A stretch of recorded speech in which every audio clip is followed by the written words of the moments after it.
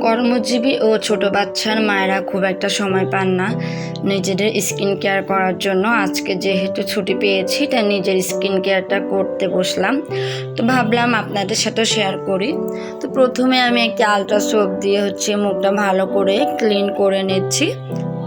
তো এই পর্যায়ে আমি টাওয়াল দিয়ে মুখটা মুছে নিচ্ছি।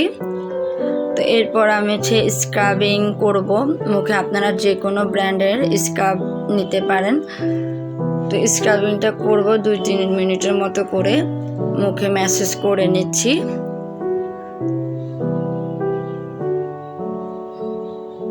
তো আপনারা দেখতে পাচ্ছেন, তো এইভাবে করে কিন্তু স্ক্রাবিংটা করতে হয়। তো এই পর্যায়ে আমি মুখটা মুছে নিচ্ছি। তো এখন আমি চন্দনের ম্যাসেজ প্যাক দিয়ে আরও একবার ম্যাসেজ করে নিব।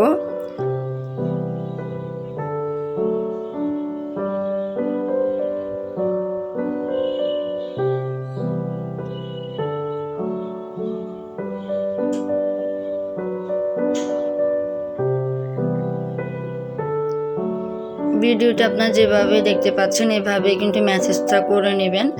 তো এখন আমি মুছে নিচ্ছি। তো এখন একটা ফেস প্যাক লাগিয়ে নেব, 20 মিনিটের মতো রেখে দেব মুখে দিয়ে।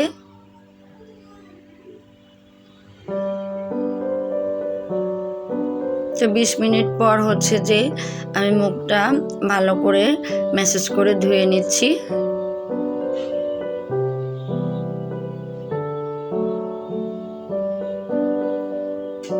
তো ভালো করে মুছে নেওয়ার পর একটা ডে ক্রিম লাগিয়ে নেব।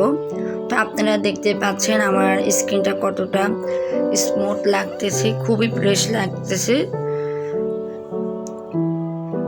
আপনারা এইভাবে বাসায় নিজেরাই কিন্তু এরকম একটা সুন্দর ফেসিয়াল করে নিতে পারেন। সারাদিনের মুখে যত ময়লা আছে সব ক্লিন হয়ে যাবে। তো এই পর্যায়ে আমি এখন হেয়ার কেয়ার করব। তো আমি এখানে একটা প্যাক বানিয়ে নিলাম।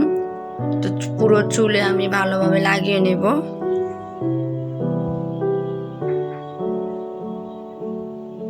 তো এটি আমি মোটামুটি 30 মিনিটের মতো রেখে দিব। তো 30 মিনিট পর আমি গোসল করে নিলাম। তো আপনারা দেখতে পাচ্ছেন আমার হেয়ারটা কতটা উজ্জ্বল দেখাচ্ছে। তো আমি এটা ভালো করে শুকিয়ে নিব চুলটা।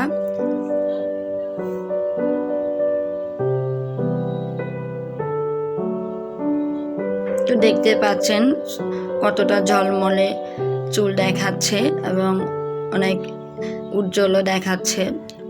তো আজকে আমার হেয়ার কেয়ার এবং স্কিন কেয়ার আপনাদের কেমন লেগেছে? তো আশা করছি ভালো লেগেছে। যদি ভালো লেগে থাকে অবশ্যই কমেন্ট করে জানাবেন। আজ এই পর্যন্ত। আল্লাহ হাফেজ।